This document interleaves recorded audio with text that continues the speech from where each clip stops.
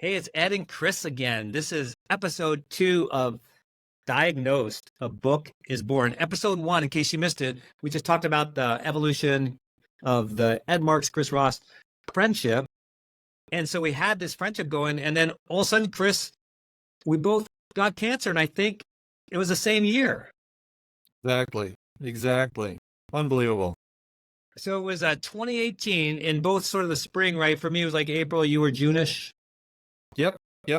Started treatment in July, but you were first. You go first.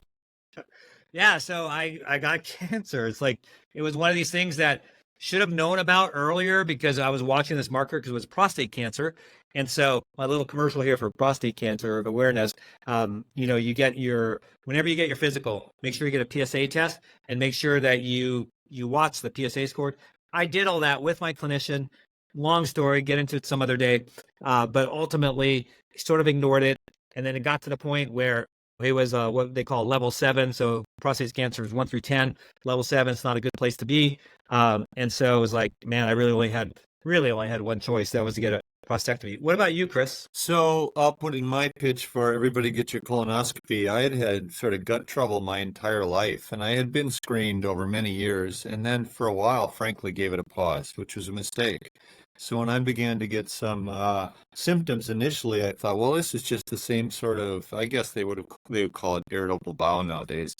I thought that's what it was, and I was in the middle of trying to do an EHR conversion project and go live at our sort of flagship in Rochester, and had the colonoscopy, and holy smokes, I had a stage 3 rectal cancer.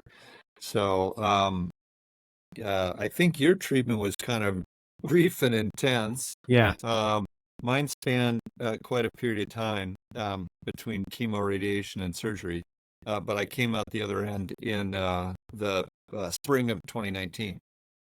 Yeah, I was very fortunate. As you alluded to, I had the prostatectomy. So I was discovered April, and then we had the surgery in, you know what, Chris? It's June as well. Both of us discovered in June because I remember it was just a matter of a couple of weeks that we got the surgery.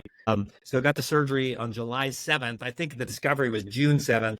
Wow. Had the surgery July 7th. And because they did get out the tumor, and then when they looked at what's called the edges and stuff like that, they were all clean, meaning there was no cancer that had spread beyond the prostate. I didn't have to go under a lot of things that you did with chemo and things like that. So I was very fortunate in that situation because otherwise I would have had to have additional therapies. But then we'll get into the next episode, sort of how the book idea happened. But you actually went through your challenges in 2019, but then you had your cancer reoccur. I did about a year and a half later, unfortunately. And Ed, the book is your idea. And you had pitched it, and we had started to just do some basic outlines and stuff. And then in late January, early February of 2021, I sent you a note and said, our book just got better. And you were kind of like, well, why? And I said, because I've been diagnosed with a recurrence and I'll pay more attention. So I basically it was a complete do-over, chemo, radiation, surgery. And I was done in July of 21. And then, you and I have some personal challenges ahead. We're going to climb some mountains together. You climbed a bunch. I've just done hiking. But what happened was my leg got paralyzed because of where the tumor was relative to nerves. And my leg has recovered, and I walk pretty well nowadays. But I haven't been up to mountain climbing. So you're inspiring me, and I do my physical therapy every day because I'm going to get to a 10,000 footer or a 14,000 footer with you.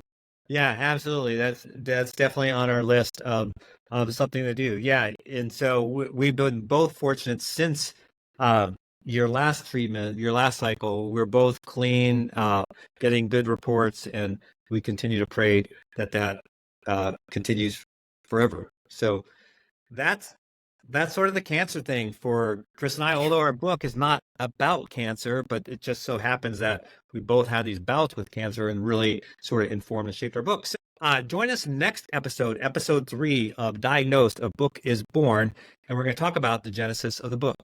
Chris, thanks again for sharing. Thanks, Ed. So fun.